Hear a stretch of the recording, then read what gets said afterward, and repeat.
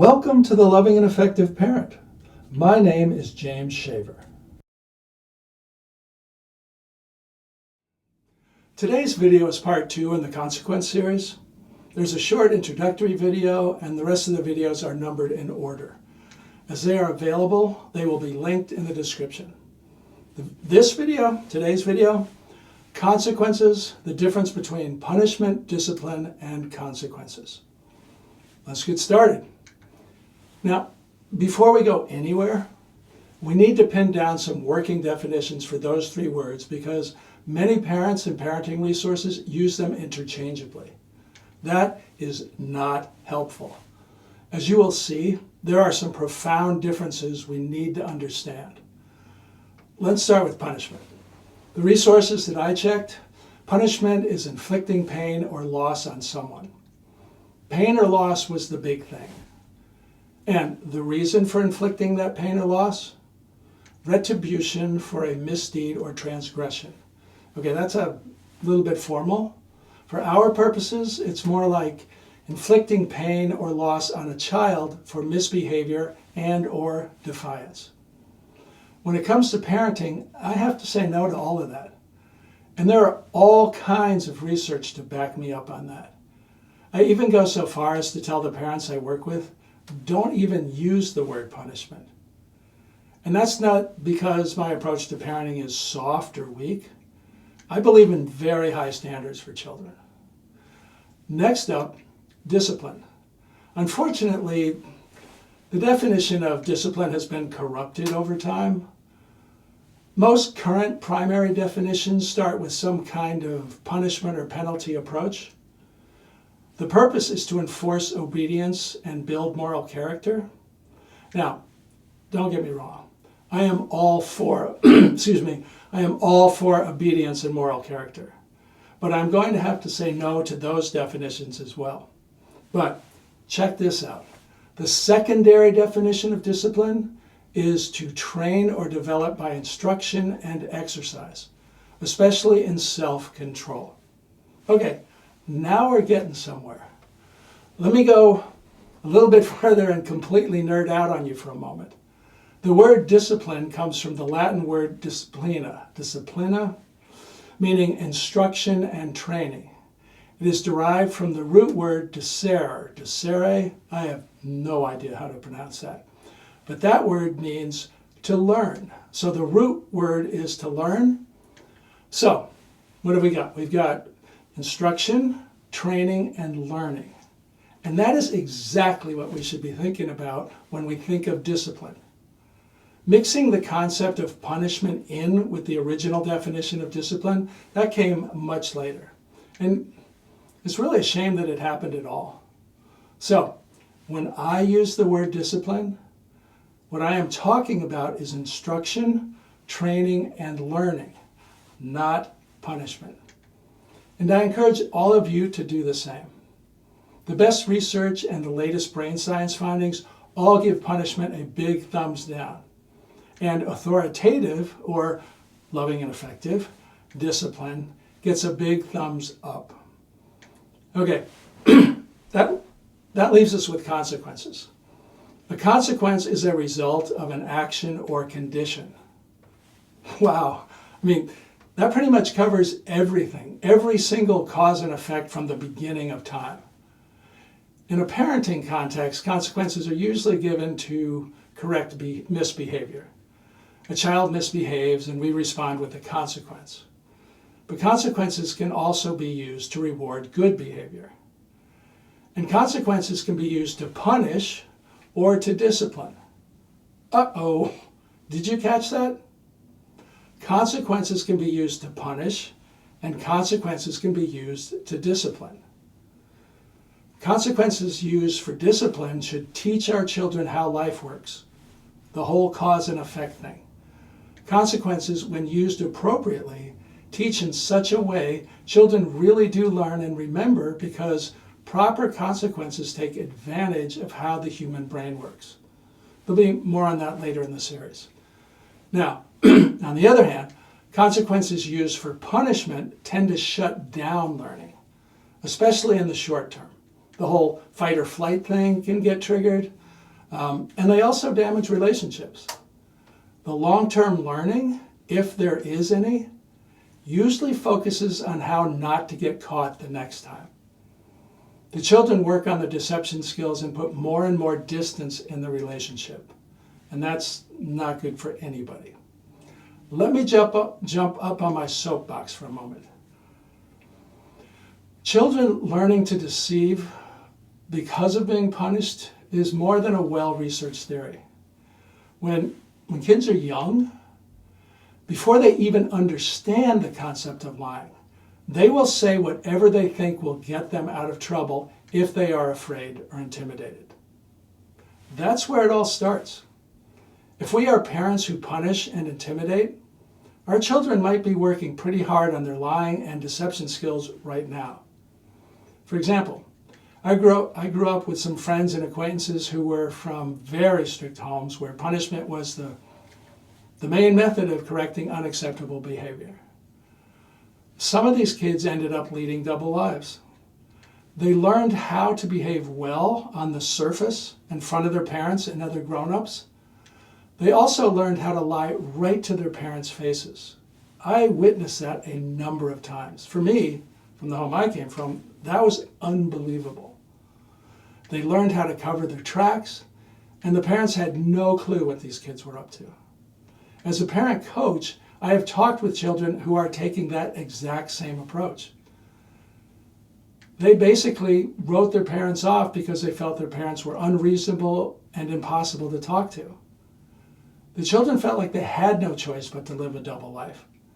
Their plan was to avoid punishment any way they could and still do what they wanted when their parents weren't looking.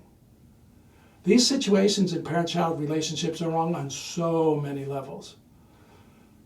Punishment is definitely a big part of the problem, but it's not the whole problem. But it still is points against punishment. So, quick review. Punishing children, no. Disciplining children, yes. And consequences should be used for discipline, not punishment. If we are going to effectively, or if we're going to use consequences effectively, we must make clear distinctions between using consequences with a punishment mentality and using consequences with a discipline mentality. But first, we need to make a side trip. If we are serious about this whole parenting thing, if we want to do parenting well, our family needs to have some structure. We also need to have a clue about who we are as a family. These 4 questions are from the Family Identity and Structure section on my website. Family identity. Who are we as a family? Goals. What are we trying to accomplish? Roles and responsibilities. Who does what? Family meetings and family rules. How will we live together?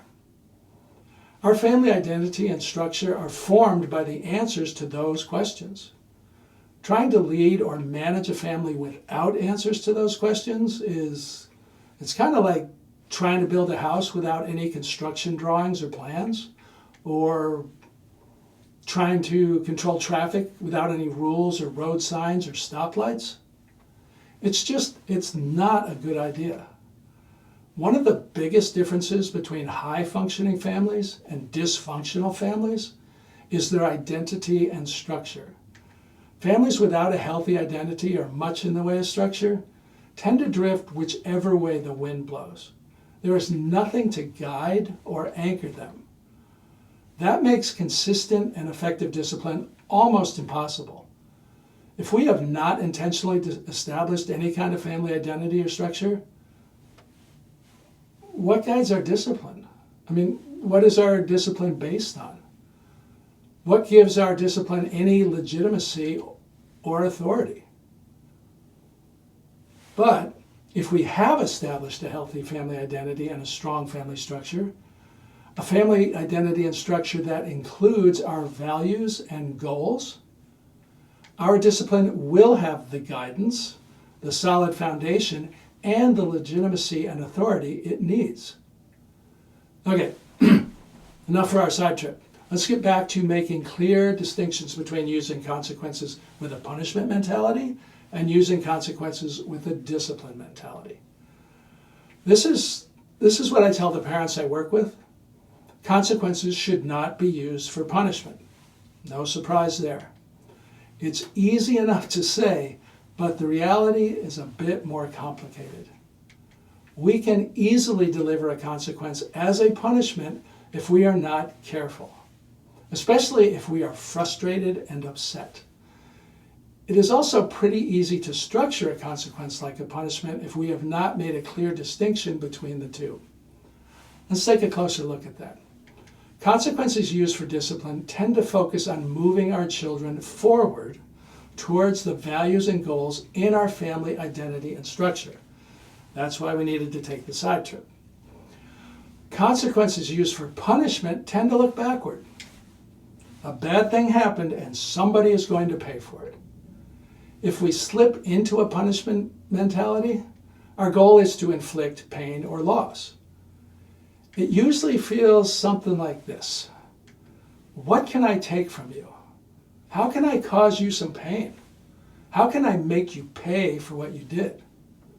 Our unspoken agenda? I will make you regret what you did. When using consequences this way, we can easily end up giving out consequences that are too harsh or not connected to the misbehavior in ways that help the child learn and change. If we maintain a disciplined mentality, our goal is not to make our children pay for their behavior, but to help them learn from their behavior. That's the heart of it right there. We don't want them to pay, we want them to learn. That is the key difference between a punishment mentality and a discipline mentality. Effective discipline holds children responsible for the behavior and helps them figure it out, take responsibility for themselves, and direct their own behavior appropriately. Now, what might punishments or discipline mentalities look like in real life? The following three parallel examples present a punishment mentality and a discipline mentality. Here we go. First one. I am so sick and tired of your bad attitudes and horrible habits. Why can't you do your chores properly? No more phone or screen time. I'm so angry with you right now. You are going to be sorry. Or, it seems like you have been getting into some bad habits with your chores lately, even though I did warn you that that needs to change. Chores need to be done properly and on time. So, this is what we are going to do this week. There will be no favors or anything special from me this week. That means I won't be giving any extra rides to the mall or your friend's house or homes or to the movies. Nothing extra like that. No going out for dinner or anything special. I am not going to go the extra mile for you when you are not even doing your chores well and on time. Got it? During the week, you have to do your chores well and on time, and I will check your work. If you do well this week, you can go back to doing your chores independently, and I will happily go back to doing favors and special things for you. If you do not do well, I will add another week of no favors or special things until you figure it out. Okay, second example. What is wrong with you? Riding your bike without a helmet, even though I told you 1,000,000 times not to? Give me your phone right now, and you can't go to the party on Saturday. Or, you know you're not supposed to ride your bike without your helmet. Because you forgot your helmet again, the bike will be locked in the garage. In the meantime, I want you to write down some good ideas to help you remember your helmet the next time. After dinner tomorrow, we will talk about your ideas. And if that goes well, I will unlock your bike. Okay, last one. Don't you ever talk to me that way. Do you hear me? You are spoiled and ungrateful. I am not driving you anywhere. No soccer and no sleepover tonight at Allison's. Go to your room. Or, I enjoy driving you to your games, but I won't this time because I felt really disrespected by the way you asked me. I do not accept being yelled at. I will still drive you to Allison's tonight, but only if you ask me nicely. Little drink here. As you have probably already noticed, delivering a consequence with a punishment mentality usually has a lot to do with frustration and big emotions being aimed right at the child. The child is targeted, not the behavior. What do you think that looks like or feels like from a child's point of view? Consequences delivered this way are usually received as an attack or retaliation of some kind. Children know when they are the target. That usually triggers a strong emotional reaction, and the original issue gets completely lost in those feelings. The children are no longer thinking about, I need to do my chores properly and on time, I need to remember my bike helmet, or I need to ask for a ride nicely. Instead, their emotions usually become fixated on how unreasonable and mean their parents are. I have talked with many of these children. It is amazing how often their only takeaway from this kind of an interaction is, I'm really mad at my parents. Learning and progress rarely happen in these types of situations, and the bad feelings can remain for days and even weeks. So, how about the examples with the discipline mentality? What do you think they look like and feel like from the child's point of view? Can you imagine those consequences being delivered calmly and respectfully, with very little emotion and very little energy used? Did you notice in the examples specific goals were targeted instead of the child? Train yourself to do your chores properly and on time. Figure out how to remember your bike helmet. Always ask me nicely when you need a ride. Most children will accept consequences delivered this way, even if they're not happy about them. If we act like a firm, friendly robot, children tend to stay focused on the original issue and they will figure it out. Learning and improved behavior become much more likely. As you can see, using consequences for punishment or discipline come from two very different places. We need to get ourselves in the right place before we start handing out consequences. If our emotions and frustrations are driving a consequence, if we are trying to cause our child loss or pain, if we are trying to retaliate, we have slipped into a punishment mentality. That consequence is going to be delivered as a punishment. We are not in the right place. Our relationship will take a big hit, and our children will probably resist and or resent us. If we are reasonably calm and clear-headed, if we are focused on moving our child forward towards a specific goal, if we're hoping for the best for our child, we have a very good chance of using that consequence for discipline. We are in the right place. Our children might not be happy, but they usually will not resist or resent those kinds of consequences. And our relationship won't take a big hit. And that's a big deal. Our children know which place we're coming from, punishment mentality or discipline mentality, and they will respond accordingly. Bottom line, how we deliver a consequence has a huge impact on whether our children accept it or fight it. But that's only the half of it. How we structure that consequence is the other half. Let's take a closer look at that. Wow, I'm really having some trouble here. Okay, purpose and control. We don't have to look any further than that. Purpose and control are the two essential elements that determine how a consequence is structured, as punishment or as discipline. What is the intended purpose and how is the control shared? We've already talked about how the intended purpose of punishment is to make children pay, the whole pain or loss thing. The focus of punishment is usually limited to how children will pay, how much they'll pay, or for how long they will pay. Loss of privileges, working it off, being grounded, etc. Anything like that. Now, the focus of discipline is on a specific behavioral or developmental goal we want our child to achieve in the near future. That whole moving forward towards a specific goal. Discipline might also include loss of privileges, working it off, being grounded, etc. That's where it can get a little confusing, but those serve a very different purpose because of how we share the control.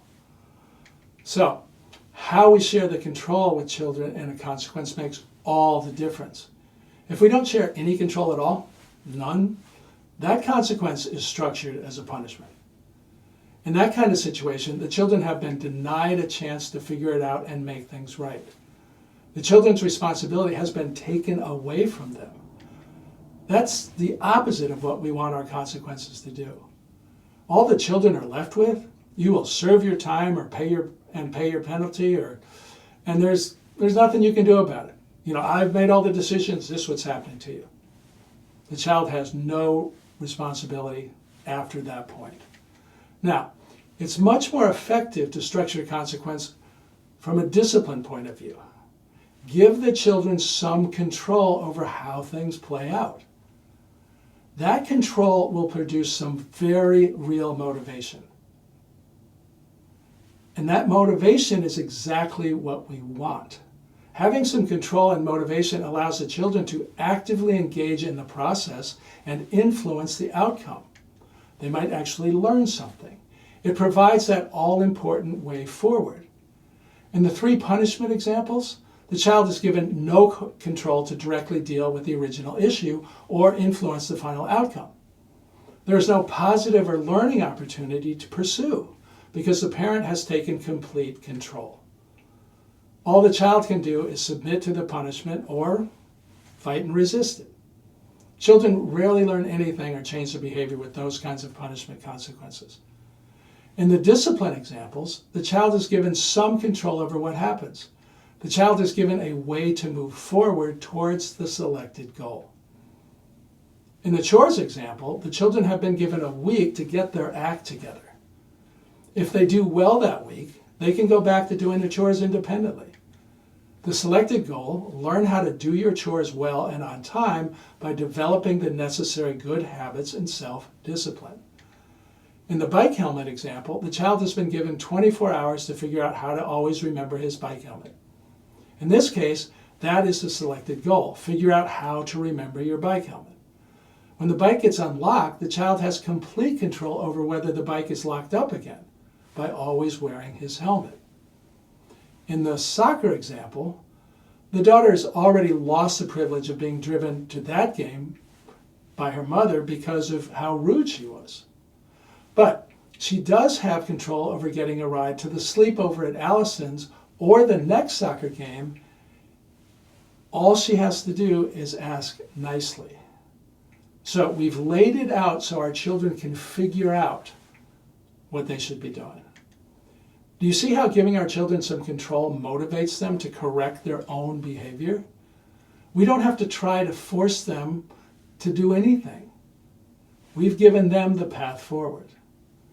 What our children do with the control that we give them, that's up to them.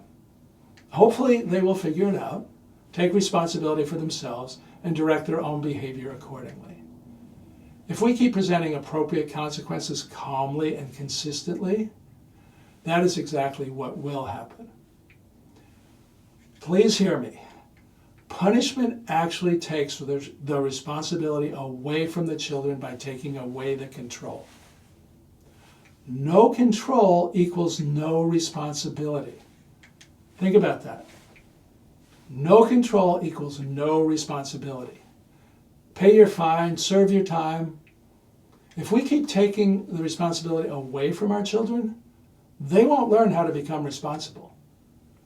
Instead, they will work harder at trying not to get caught or lying or all kinds of things that will undermine their character development. Consequences based on discipline, on the other hand, gives the responsibility back to the children.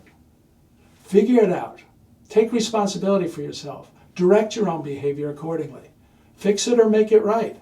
Work your way out of this situation and move forward. We must understand that profound and essential difference between the two approaches. If we don't hold our children accountable for their behavior, attitudes, and choices, they won't become responsible. It's that simple. And becoming a truly responsible person requires real effort. Let's say our teenage son takes the car by himself with our permission, but instead of going to where he told us he was going, he goes somewhere else, somewhere he knows we would not approve of. And we find out about it. So, what happens now? What kind of a consequence would be appropriate for that kind of deception? You better not be slipping into a punishment mentality right now. I know many parents would resort to things like grounding or no cell phone or whatever else they can think of to punish their children. That's one way to go about it. But that approach does not really address the heart of the matter. And those kind of issues and problems will just keep repeating themselves. The real heart of the matter is our son's trustworthiness. Let's try this approach, a more discipline-minded approach, an approach that will help our son learn a big life lesson and develop some character. Please keep an open mind and a curious mind. What I'm about to share takes some real self-control and confidence and wisdom. But all of us can do this if we put in the work. So, we confront our son in a calm, relaxed, and respectful manner. I know you did not drive the car to where you said you would. Do you have a good explanation for why that happened? It is important we do not assume the worst of our children. Always hear their story first. If he does have a good explanation, we accept it. Maybe there was some kind of an emergency. Maybe our son did the right thing and helped a friend in real need. But we do still need to address the issue of why he didn't inform us about the change in plans.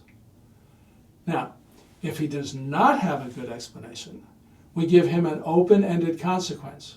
An open-ended consequence puts the entire burden for resolution on the child. So, no punishment. Don't even think punishment. So, follow this conversation. What you did has broken my trust. I don't feel like I can trust you with the car right now. How are you going to regain my trust? Until you do regain my trust, you may not drive the car by yourself or with your friends. Did you catch that? How are you going to regain my trust? Let that sink in. We have just given the entire burden and responsibility to resolve this issue to our son. And that responsibility rightly does belong to our son. If our son gets angry and starts complaining, we stay calm. That certainly is not a good way to regain my trust. Any misbehavior on the part of our son is the opposite of regaining our trust. And we let him know that's how it works. Do you see the spot our son is in? Do you see how effective this can be? We will just be fine if our son doesn't get to drive the car by himself. We need to be very believable and convincing at that we're fine. This is his problem to solve. And because our son desperately does want to drive the car by himself, he is highly motivated. He's gonna figure this out.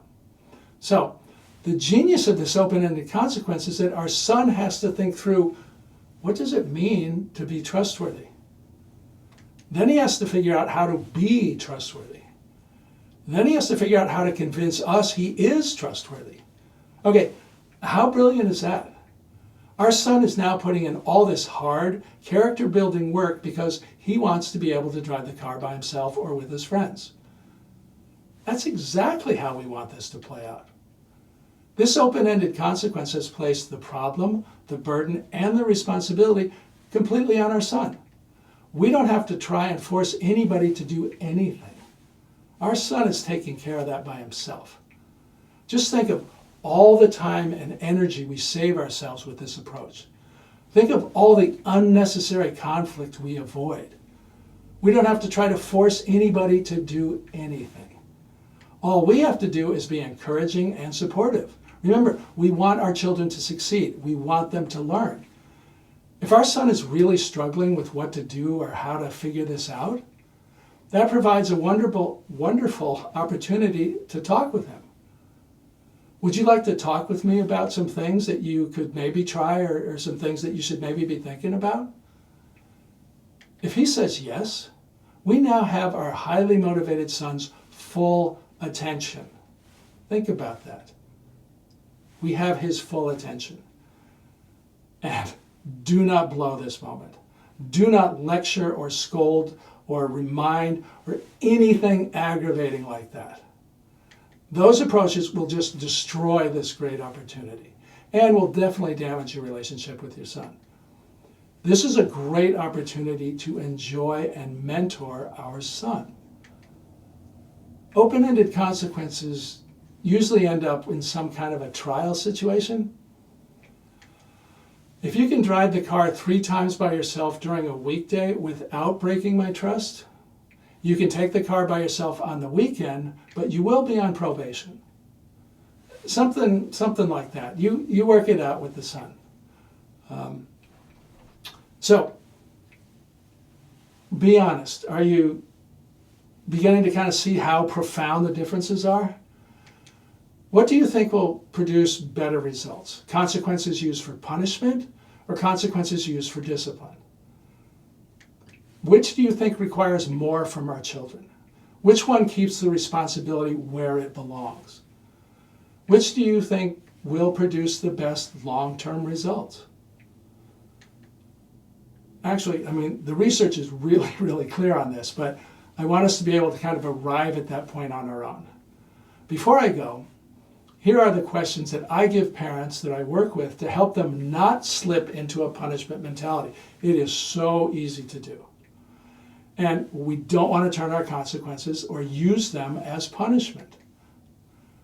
So, here's the questions. Am I targeting the child or the behavior? Do I want my child to pay or do I want my child to learn? Do I want them to suffer or do I want them to succeed? Do I have a specific goal in mind? Is that goal connected to our family's identity and structure? Well, that's it for today. Enjoy the rest of the videos. I think the next one's about the different types of consequences, and there's a million different types. I won't be able to cover them all, but it's good to get a clue. And, oh yes, and remember, loving and effective is always the best way to go.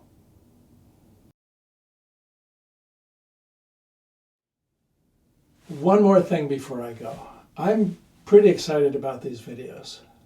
If these videos helped you, could you please help me spread the word? I'm not great at social media, but together we can really make a difference. Think of all the families we can help and encourage. So please like, subscribe, and definitely share. That's the most important. I can't do this without you. Thanks.